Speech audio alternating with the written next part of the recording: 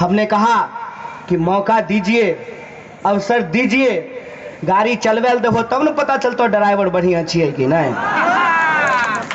गाड़ी चलवाइए नहीं दिलो तब कहे छो केना चलते। अरे हर काम को तो कोई ना कोई जीवन में पहली बार करता है ना। ऐसा तो नहीं है ना कि मुख्यमंत्री और प्रधानमंत्री माइक पेटे से मुख्यमंत्री प्रधानमंत्री बन के आए हैं। ऐसा तो नहीं है ना भाई। कोई काम करने से ही तो होता है।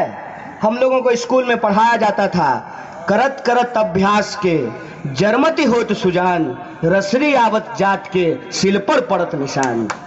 जब कोमल घरे के रखने से कठोर पत्थर पर निशान हो सकता है तो हम लोग कोई हवाई आदमी थोड़ी हैं। जीवन के अनुभव से ये सीखे हैं, किताब में कोई गरीबी थोड़ी पढ़े हैं।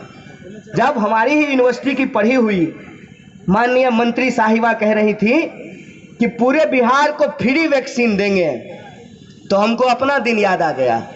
जब हम स्कूल में पढ़ते थे तो 50 रुपया दिहाड़ी पे घर घर घूम करके पोलियो का ड्रॉप पिलाते थे।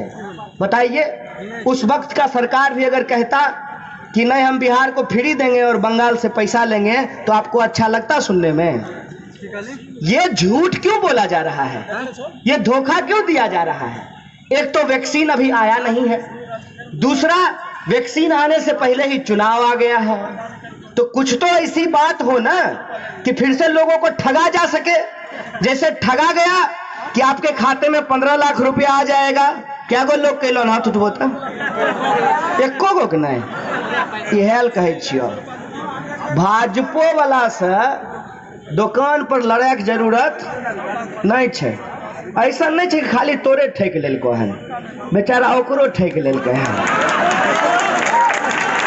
ओकरा कही हो यारवा रहबे जरेन साथ चाय पी रहलिए हैं, साथे जेबे एजा से बेगूसराय वह टाटा में लटक के, तो आपस में लड़ाई कौन जरूरी?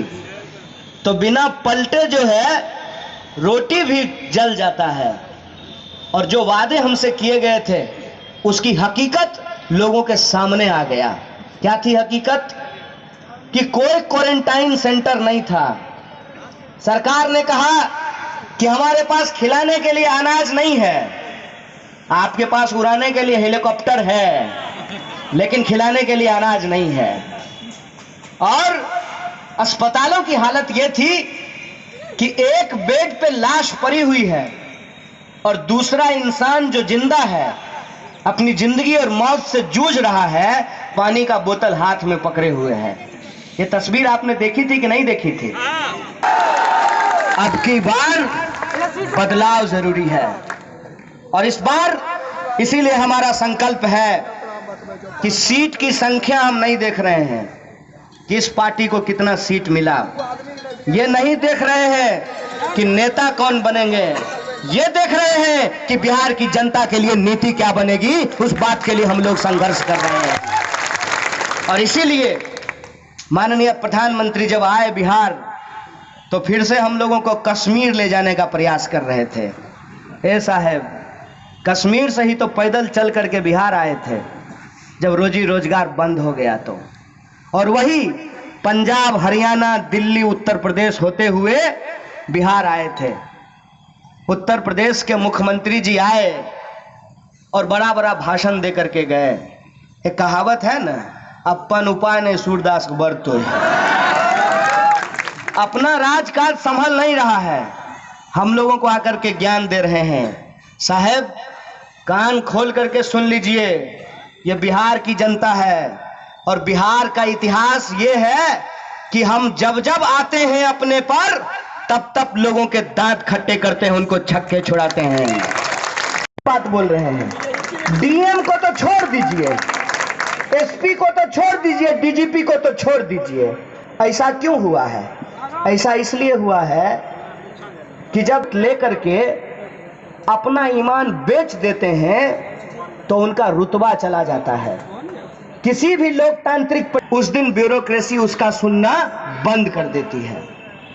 और यही स्थिति आज जनप्रतिनिधियों को जनता अपने आंख से देख रही है कि कैसे हम वोट देते हैं और चुन करके जब जाता है तो पटना पहुंच करके, दिल्ली पहुंच करके किसी भी संगठन के पास, किसी भी खाते में इतना पैसा नहीं जमा हुआ है कि लाल झंडे के सिपाही के ईमान को खरीद ले। इसीलिए हम आपसे दावा करने के लिए आए हैं कि ये दोहरी चुनौती है। पहली चुनौती ये है कि आपको अपने गुस्से का और अपने जोश का होश से इस्तेमाल करना है, और आपको तब तक आराम नहीं करना है जब तक कि 10 तारीख को परिणाम हमारे पक्ष में नहीं आ जाता है। हम देखे छिए लड़का सबको बड़ा जोश है, मार मोटरसाइकिल हुरहुरैने, एकदम फेसबुक पर लाइव कईने, सेल्फी खिंचैने।